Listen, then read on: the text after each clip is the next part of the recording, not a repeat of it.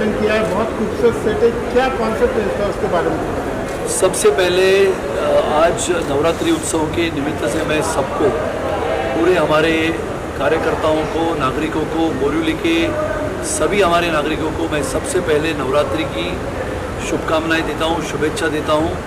नवरात्र उत्सव ये भारत की संस्कृति और परंपरा को उजागर करने वाला हमारी देवी माँ का उत्सव होता है। और आज आप सभी ने देखा है कि इस भव्य सभागृहों में हमने नवरात्र उत्सव की एक कल्पना की परियोजना को एक नए पंख दिए। वैसे तो बोरिवली में सभी जगहों पे दांडिया के उत्सव होते हैं, नवरात्र उत्सव बहुत ज़ोर शोर से मनाया जाता है। हमने भी पिछले 3 साल लगातार नवरात्र उत्सव दांडिया के माध्यम से मनाया, लेकिन इस साल नवरात्रि उत्सव का नाम ही हमने रखा है भक्ति रस।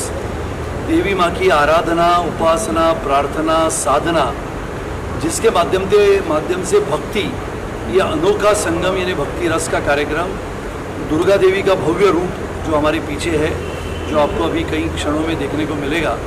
और मुझे लगता है कि बोरिवली के सभी लोगों ने बहुत बड़े बड़े गायक और गायिकाओं के माध्यम से नवरात्रि उत्सव का पूजन किया है। यहाँ पर देवी दुर्गा माँ का वो दृश्य होगा जहाँ पर हम कहते हैं कि महिषासुर मर्दिनी दुर्गा माँ का भव्य उत्सव कलकत्ता में होता है। और वैसा ही पहले बार मैं तो कहूँ कि मेरे जीवन में मैंने मुंबई में भी इतना विशाल ऐसा दुर्गा देवी का रूप मैंने नहीं देखा था। जो हमारे सभी कलाकार हैं जिन्होंने इस कला को बनाया है, विशेष रूप से हमारे अमोल हेतवेकर है, जिन्होंने बहुत परिश्रम करके ये पीछे का भव्य सेट बनाया है। और इसके लिए बोरिवली के और मुंबई के सभी लोगों को मैं इस नवरात्रि उत्सव में आमंत्रित करता हूँ, जहाँ पर आने वाले 9 दिन में लगातार भरतनाट्यम, कथक, जिसको हम कहते हैं कि अलग अलग नृत्य के आविष्कार के माध्यम से दुर्गा देवी की आराधना होगी, उसकी उपासना होगी, प्रार्थना होगी। अनूप जलोटा जी का भजन होगा। हमारी उत्तर प्रदेश की मथुरा की सांसद सम्माननीय हेमा जी का दुर्गा देवी का नृत्य होगा। यहाँ पर तन धन पायो करके एक लता मंगेशकर जी के कार्यक्रमों के ऊपर अलग अलग नृत्य के माध्यम से, यानी ओडिसी, मणिपुरी, भरतनाट्यम, कथक, इसके माध्यम से राग संगीत के माध्यम से भी यहाँ पर कार्यक्रम होंगे। ऐसे अलग अलग कार्यक्रम हैं और ये कार्यक्रमों के माध्यम से देवी की पूजा होगी। मुझे लगता है ऐसे पहली बार दुर्गा देवी नवरात्र उत्सव समिति बोरिवली, इसके माध्यम से ये कार्यक्रम हो रहा है। मैं आप सबको ये कार्यक्रम में आमंत्रित करता हूँ। बोरिवली के साथ साथ जो उत्तर मुंबई की जनता है और जो जनता विरार से मुंबई तक है जो आना चाहती है, उन सबको हमारे भक्ति रस के इस कार्यक्रम में आने के लिए ऑनलाइन पे आप जाइए। कोई इसकी फीस नहीं है, कोई पैसे भरने नहीं है, पर आपको निःशुल्क इस कार्यक्रम में आने मिलेगा और माँ दुर्गा देवी की वो आराधना और वो उपासना आपको करने का मौका मिलेगा। सुनील सर, जिस तरीके से आपने कहा कि भक्ति के जो माहौल है वो आप बोरीवली में तैयार करना चाहते हैं, वहीं दूसरी तरफ यहाँ पर बिजनेस देखा जाता है। नवरात्र आते से ही लोग पासेस वगैरह बांटने लगते हैं, तो क्या थॉट है कि इन सारी चीज़ों से लोगों को निकाल कर एक भक्तिमय माहौल में ढालना चाहिए? वैसे पासेस के बारे में देखो, ऐसा है कि सब जगह पे जो नवरात्रि होते हैं वो नवरात्रियों का भी मैं समर्थन करता हूँ, होने भी चाहिए। उसकी कीमत भी बहुत ज़्यादा होती है और जैसा हम देखते हैं कि स्टेज लगाना, वहाँ पर फलियों के माध्यम से बड़े ग्राउंड को सजाना, बड़े बड़े गायिका को लाना, लेकिन वहाँ पर पासेस या टिकट ये होना, मैं समझता हूँ कि बहुत ही, अगर हम निःशुल्क रखें सभी चीज़ों को तो उसकी भी कोई वैल्यू नहीं होती है। हम देखते हैं कि इसके लिए उसकी जो कीमत है, हर कोई चीज़ की कीमत तो होती है।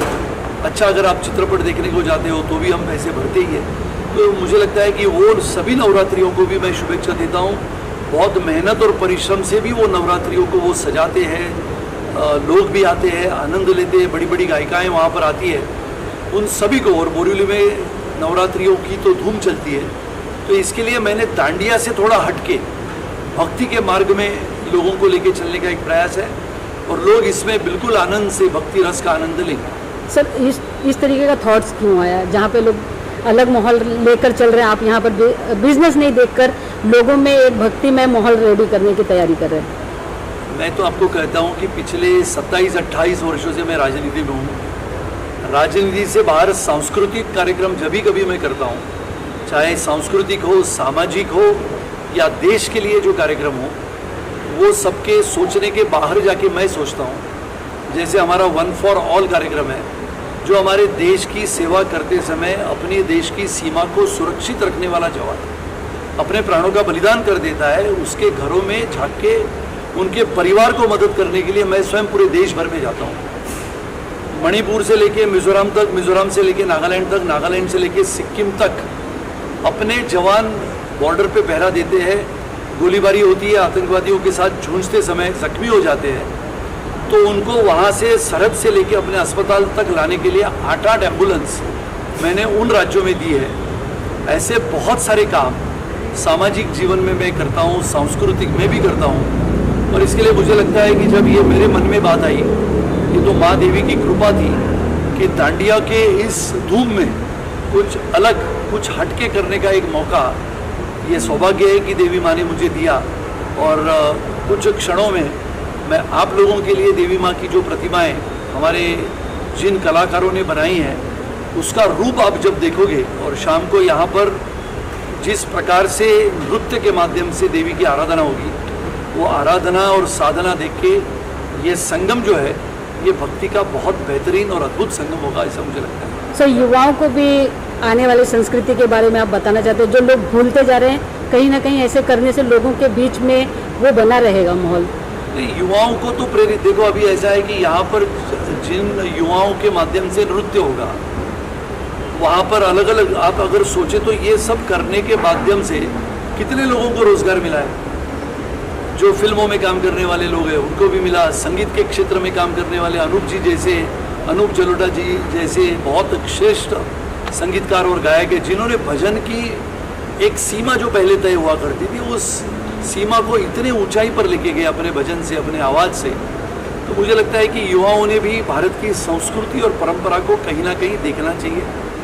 और ये अगर हमारी पीढ़ी सुशिक्षित तो ज़रूर है, जिसको हम इंटेलेक्चुअल कैपिटल कहते हैं, ये पीढ़ी अगर भारत के आने वाले समय में, आधुनिक भारत में अगर अपने कंधे पे भी मजबूती से भारत की बागडोर संभालते हैं, तो भारत ऐसा एक देश बने कि आने वाले समय में न बल्कि अमेरिका, न बल्कि चीन, भारत क्रमांक 1 का विश्व में देश होगा। मुंबई में नवरात्रि का इंतजार, इस साल का थीम क्या है? पूरा जो वेस्ट बंगाल की कोलकाता वालों की फील है, वो आप लेकर इस साल की थीम जो कलकत्ता की है, लेकिन ये इस साल की थीम में देवी माँ के अलग अलग रूप होते हैं। जैसे दुर्गा देवी है, माँ लक्ष्मी है, अम्बे माँ है, सरस्वती देवी है।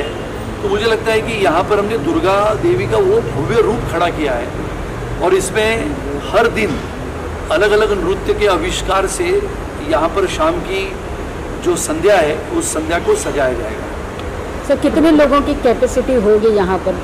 अब कैपेसिटी ऐसा है कि ये तो फ्री है, सिर्फ ऑनलाइन जाना है और पासेस लेना है।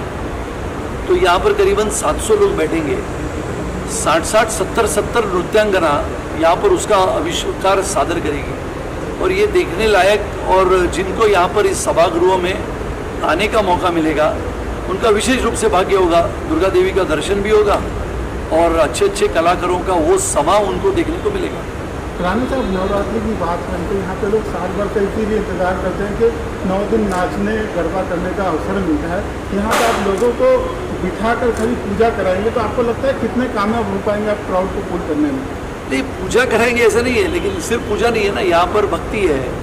आप विचार करो, दांडिया खेलने के लिए जो वर्ग जाता है और जो 40 के बाद का वर्ग है, 45 के बाद का वर्ग है, वो क्या करता है? तो वो मंदिरों में जाता है, पूजा करता है, देवी माँ के चरणों में प्रार्थना अर्पण करता है। तो ये आप अगर किसी से पैसा लेते हो और उनको लाते हो तो बात अलग है।